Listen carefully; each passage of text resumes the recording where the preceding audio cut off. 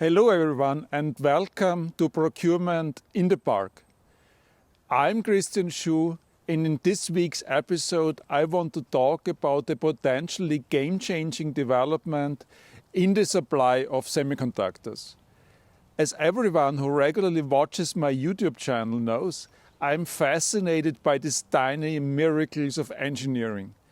They are the workhorses of the modern world, present in everything from computers and smartphones to cars, airplanes, gaming consoles, healthcare devices, and everyday household white goods.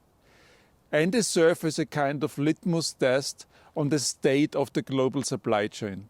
When they are there, nobody thinks about them. When they are not, the whole world stops, as happened during the global pandemic. Now, the new development I mentioned is the decision by TSMC, the world's biggest maker of semiconductors, to consider opening a fabrication plant in Germany, its first in Europe. First reported by the Financial Times just before Christmas, it was confirmed this month by C.C. Wei, TSMC's CEO, in a conference call with analysts. A European foundry could be a real game changer, especially for car makers headquartered on the continent. As you know, car makers were among the most badly affected companies during the worst phase of the semiconductor supply chain crisis.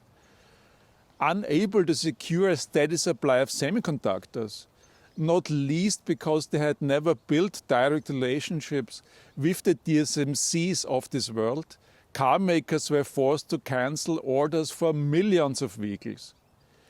TSMC's striking strategic initiative is its latest effort to expand beyond its home base in Taiwan.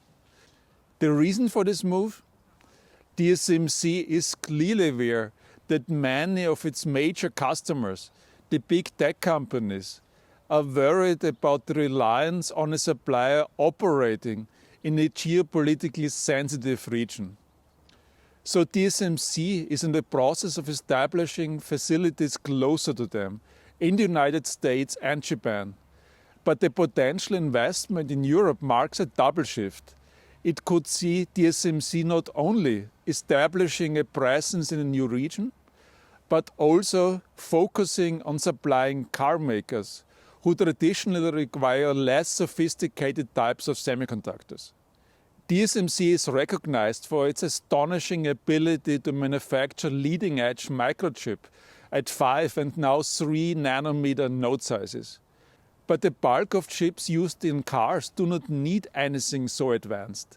As a result, it is being reported that TSMC's European foundry would concentrate on manufacturing 22 and 28 nanometer chips. This is a smart move. As I mentioned in a recent video, the automotive industry, which generates twice the revenues of the big tech industry, is a relatively untapped market for semiconductor companies. Car makers contributed just 5% of TSMC's revenues in 2022. But in a sign of the potential, this represented a 74% increase on the year before.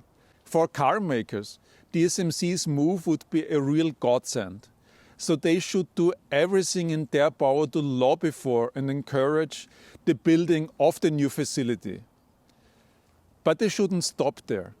As I and my co-authors explain in our book, Profit from the Source, published by Harvard Business Review Press, the bond between the buyer and the top A suppliers is a delicate one. It needs to be nurtured constantly. Things may be different in the future, but for now, Europe's world-class car makers should remember that the balance of power lies with TSMC because they remain relatively minor contributors to the Taiwanese company's revenue.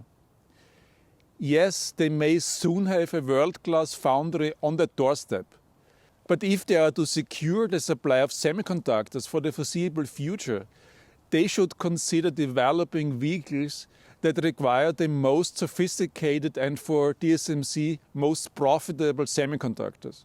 If they don't, They run the risk of losing out once more of the big tech companies are ready to pay top dollar for TSMC's premium products. Thanks for watching, and don't forget to like and subscribe to stay up to date on the latest trends and insights in procurement and business. Bye.